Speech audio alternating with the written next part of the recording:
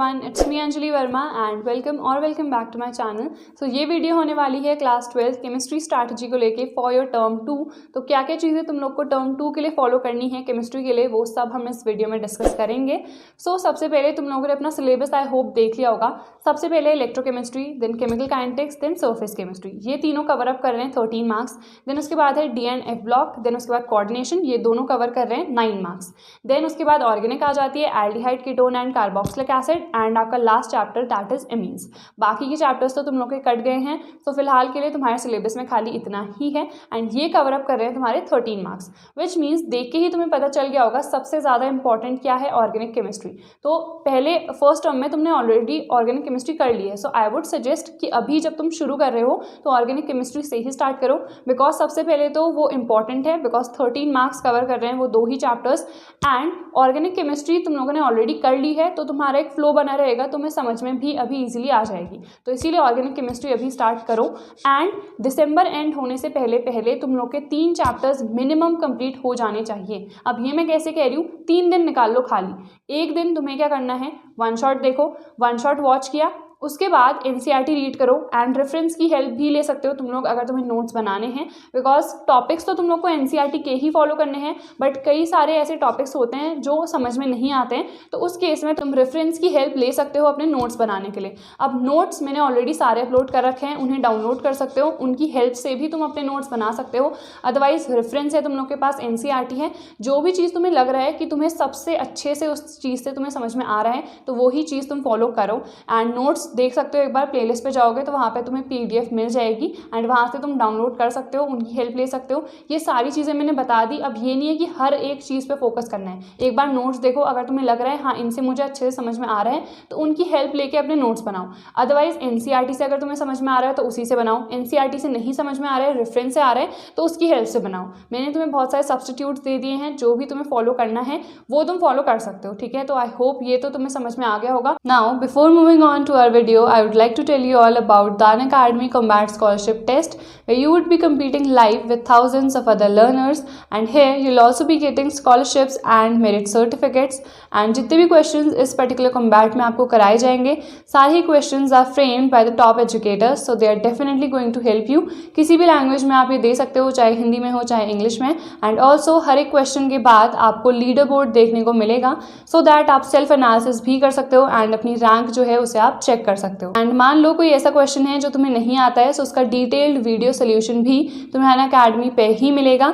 So this Sunday let's revise, practice and win. ये जो combat है ये एक फ्री लाइव टेस्ट है जो कि अनअकैडमी की ऑफिशियल वेबसाइट या फिर ऐप पे कंडक्ट कराया जाता है हर संडे। एंड इसमें 30 क्वेश्चंस होते हैं, जिसके लिए आपको 45 या फिर 60 मिनट्स मिलते हैं डिपेंडिंग अपॉन योर क्लास।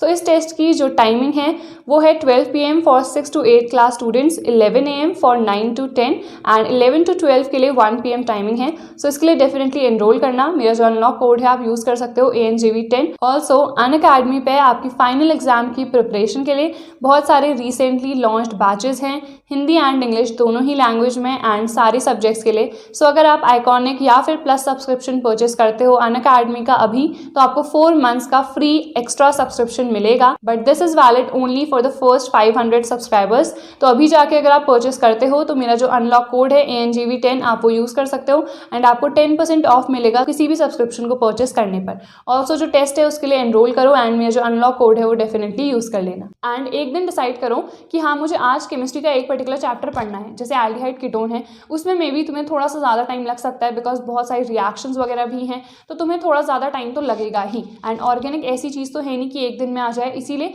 उसमें जैसे एक दिन तुमने डिसाइड किया तो इन डिटेल देख लिया, देन उसके बाद नोट्स वगैरह बनाए, देन रिएक्शंस प्रैक्टिस करी, तो 1-2 दिन लेके चलो। मैं हमेशा कहती हूँ एक दिन तुमने डिसाइड किया है तो कंप्लीट उसी दिन में, जैसे केमिस्ट्री डिसाइड किया है तो वही करो। सेकंड डे मान लो तुमने सोचा कि फिजिक्स कर लेता हूँ तो फिजिक्स कर ली, देन थर्ड डे मैथ्स, तो मैथ्स पे कंप्लीटली फोकस किया। तो एक चीज़ पे फोकस किया करो कंप्लीटली एक टाइम पे। बाकी अगर तुम एक टाइम पे 2-3 चीज़ों पे भी फोकस कर पा रहे हो तो बहुत अच्छी बात है। आई होप ये चीज़ें तो तुम्हें समझ में आ गई होंगी। सबसे पहले तुम्हें देखना है वन शॉट।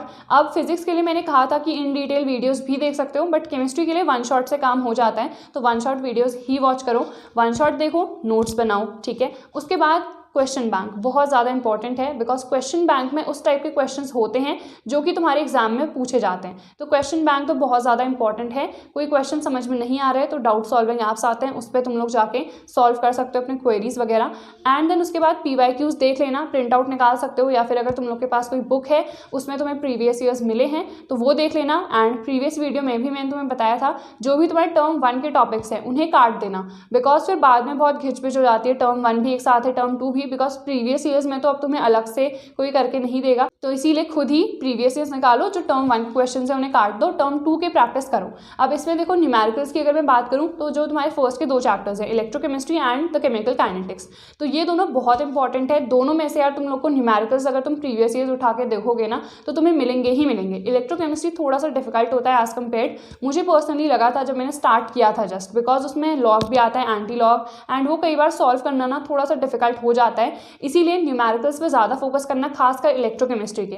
केमिकल काइनेटिक्स से भी आता है बट वो एज कम्पेयर्ड ईजी होते हैं, बट इलेक्ट्रोकेमिस्ट्री के थोड़े से डिफिकल्ट हो जाते हैं। नर्स्ट इक्वेशन से मैक्सिमम वहाँ पे आते हैं। एंड क्या क्या इंपॉर्टेंट टॉपिक्स हैं, नोट्स की वीडियोस पे जब जाओगे वहाँ पे मैंने सारे इंपॉर्टेंट टॉपिक्स भी मेंशन कर रखे हैं, तो उन्हें सेपरेटली या तो कॉपी में लिख लेना या फिर NCERT में मार्क कर लेना, या फिर कहीं पे भी अगर तुम लिखना चाहो, बट वो टॉपिक्स जो है ना उन्हें डेफिनेटली नोट डाउन कर लेना कि हाँ ये टॉपिक्स तो बहुत ज़्यादा इंपॉर्टेंट हैं, बिकॉज वो प्रीवियस ईयर्स के एनालिसिस से ही मैंने बता रखा है कि इस टॉपिक से सबसे ज़्यादा क्वेश्चंस आते हैं, तो वो तो बिल्कुल भी मत छोड़ना। एंड इस दिसंबर के एंड होने से पहले पहले मैंने बता दिया है 3 चैप्टर्स मिनिमम तुम लोग के कंप्लीट हो जाने चाहिए। इट्स हाई टाइम तुम लोग 6 से 7 घंटे पढ़ना स्टार्ट कर दो, बिकॉज टर्म 2 तुम लोग का जल्द ही आ जाएगा। फेब तो कब निकल जाता है तुम्हें पता ही नहीं चलेगा। देन अभी तुम लोग का न्यू ईयर आएगा तो उस टाइम पे भी हम सेलिब्रेट करते हैं, तो फिर थोड़ा बहुत यार फिर हमारा दिमाग भटक जाता है, तो तुम लोग उतना ज़्यादा फोकस नहीं कर पाओगे। इसीलिए मैं कह रही हूँ कि पहले ही जितना मैक्सिमम सिलेबस कवर अप कर सकते हो ना उतना ज़्यादा करो। इन चैप्टर्स के 1 शॉट मैंने अपलोड नहीं करे हैं, इफ़ यू पीपल वांट तो कमेंट कर देना, मैं डेफिनेटली इन सारे चैप्टर्स के लिए भी 1 शॉट अपलोड कर दूंगी। देन ऑर्गेनिक यार सबसे ज़्यादा इंपॉर्टेंट है, मैंने तुम्हें बता दिया, जितनी रिएक्शंस होंगी सब लर्न होनी चाहिए। Even D and F block में अगर तुम देखोगे ना वहाँ पे भी बहुत सारी रिएक्शंस हैं, एंड उसमें कई बार बैलेंसिंग वगैरह होती है जो कि एग्जैक्ट हमें रटनी ही पड़ती हैं, तो वो भी इंपॉर्टेंट है। तो जितनी भी रिएक्शंस है ना वो बहुत इंपॉर्टेंट है। कई बार बैलेंसिंग वगैरह रटनी पड़ती हैं तो उसे रटो, ज़्यादा से ज़्यादा बार लिख के प्रैक्टिस करो, बिकॉज रिएक्शंस में एज सच कोई तुम कॉन्सेप्ट नहीं लगा सकते हो, मैकेनिज्म वगैरह डेफिनेटली देख सकते हो, बट एग्जैक्ट रिएक्शन क्या है वो तो तुम्हें रटनी ही पड़ेंगी। तो ज़्यादा से ज़्यादा उसे प्रैक्टिस करो, प्रैक्टिस बहुत ज़्यादा इंपॉर्टेंट है रिएक्शंस में। इवन फिजिक्स के डेरिवेशंस की बात करें तो उसमें भी प्रैक्टिस ही रिक्वायर्ड है, तो ये सारी चीज़ें फॉलो करो। केमिस्ट्री में इसके अलावा कोई डाउट होगा, 1 शॉट्स वगैरह चाहिए हैं तो हर चीज़ के लिए कमेंट कर देना, मैं जल्द से जल्द रिप्लाई करूँगी, तुम लोग का ट्राई करूँगी, बिकॉज मेरा खुद ही बहुत ज़्यादा बिजी शेड्यूल चल रहा है। सो आई एम रियली सॉरी अगर मैं किसी का टेक्स्ट का रिप्लाई या फिर कमेंट का रिप्लाई नहीं कर पाती हूँ, बिकॉज मैं इंस्टाग्राम पे उतना ज़्यादा एक्टिव नहीं हूँ, बिल्कुल भी नहीं हूँ एक्चुअली, एंड यूट्यूब स्टूडियो भी मैं बहुत रेयरली खोलती हूँ, तो I am really sorry. And इसके अलावा जो जो चीज़ें मैंने बताई हैं वो फॉलो करना, 1 शॉट्स चाहिए होंगे तो कमेंट कर देना। And thanks for watching and I see you guys in the next video. Till then take care.